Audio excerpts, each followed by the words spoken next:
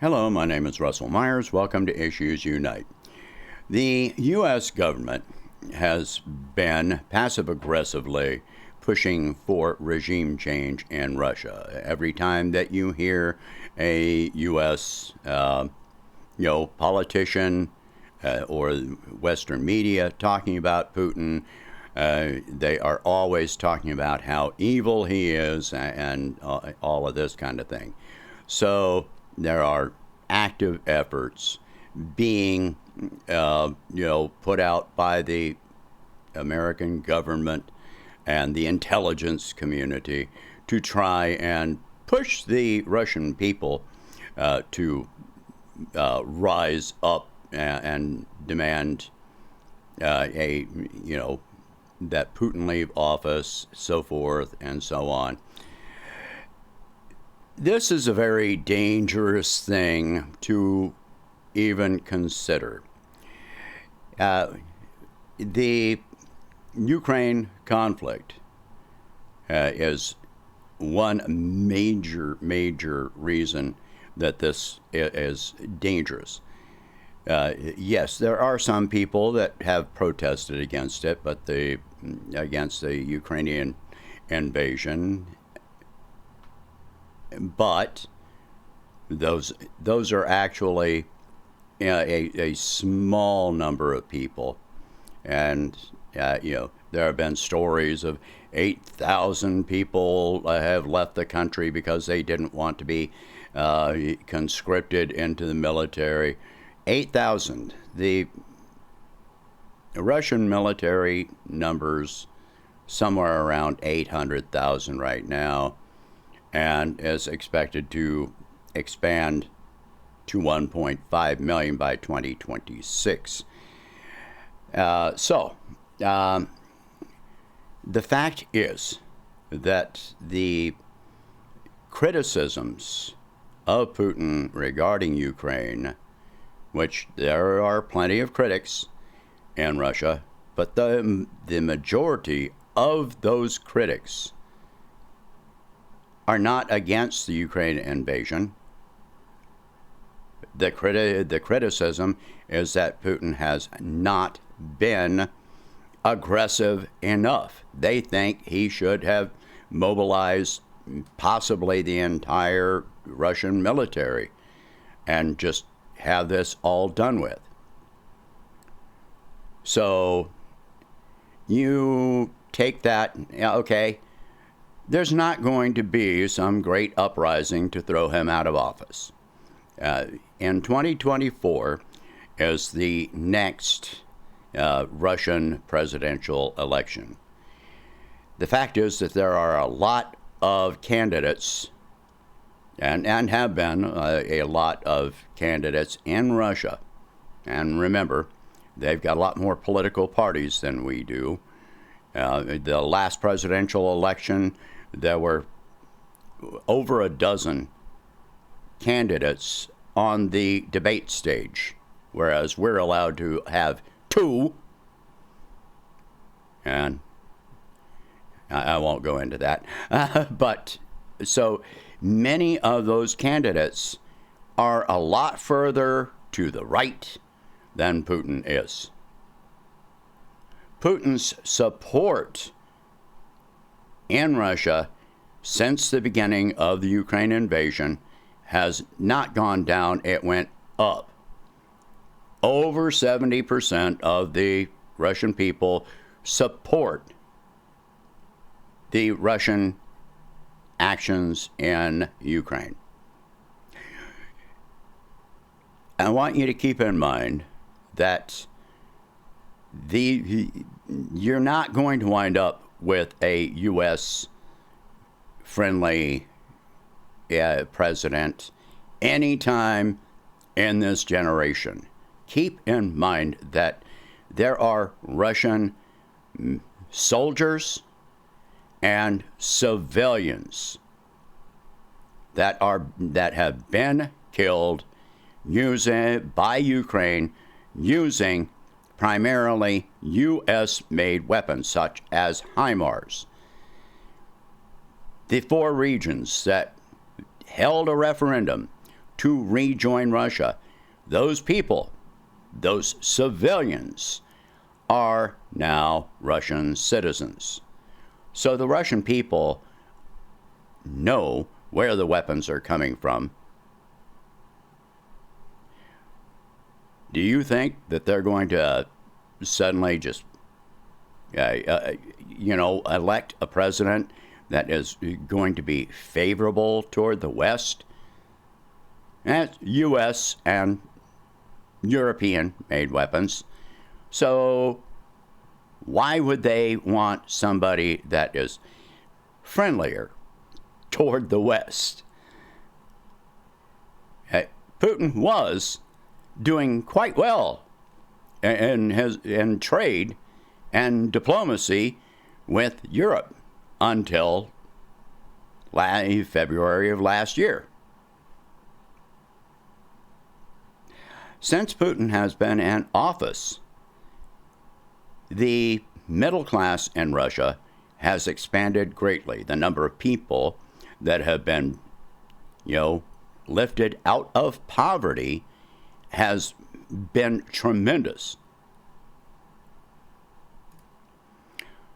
The Russian people do not want to return to the years of Boris Yeltsin, who was literally, put into office by the CIA. After the fall of the Soviet Union, while Yeltsin was in office and literally burned down the parliament building, dissolved the parliament, their economy was in tatters. The number of people that were driven into severe poverty exploded unbelievably. The corruption was through the roof. But since Vladimir Putin took office, he reversed much of that. And he has been on a drive to weed out corruption since 2012, at least. That was when he announced it. He was taking actions before that, but that was when he made it an official policy to drive out corruption from Russia and the Russian government. So no, they do not want another neoliberal Chicago School of Economics, president to come back in and destroy the economy which has been built up during the time that Putin has been in office. Yes, he has critics for domestic policies. Any president of any nation is always going to have critics. Always. But you look at what the support is versus what the criticisms are. And look at what the criticisms are. And even when American politicians or the American media talk about any opposition to Putin, it's always very vague. They don't talk about exactly what the criticisms are. They just talk about, he's got critics.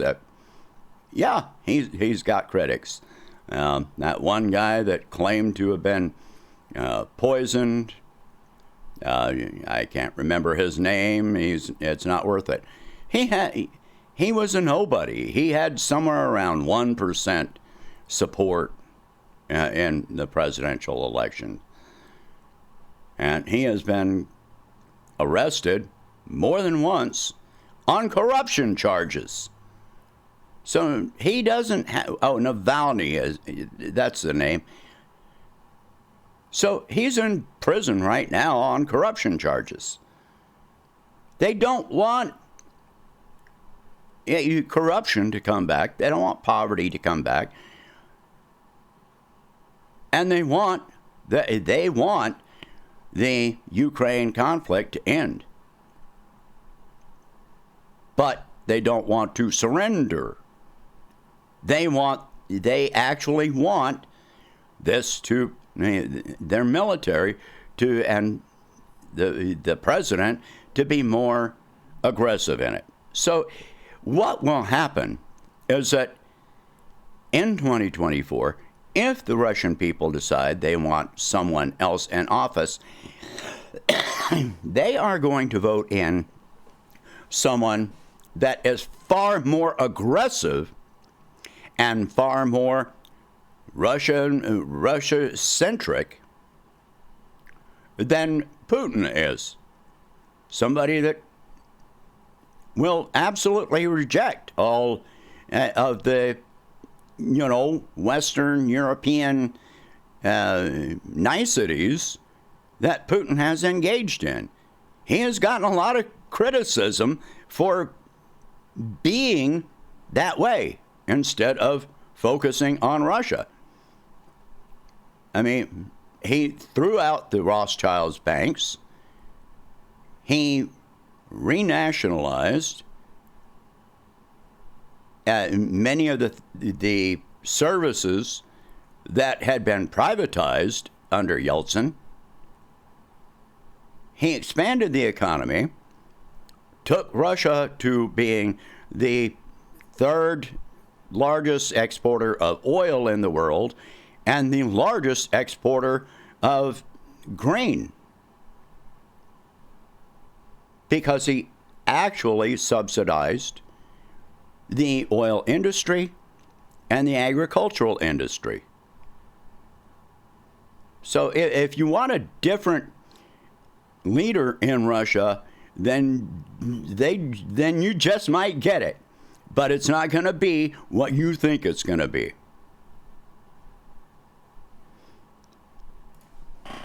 So the Russian people are intensely aware of the fact that the West has tried to crush and cripple the Russian economy. And yet, for every action the West has taken, Putin has had a response which has been far more effective than the actions taken against Russia. The ruble is worth more now as an international currency than it was before the Ukraine conflict began.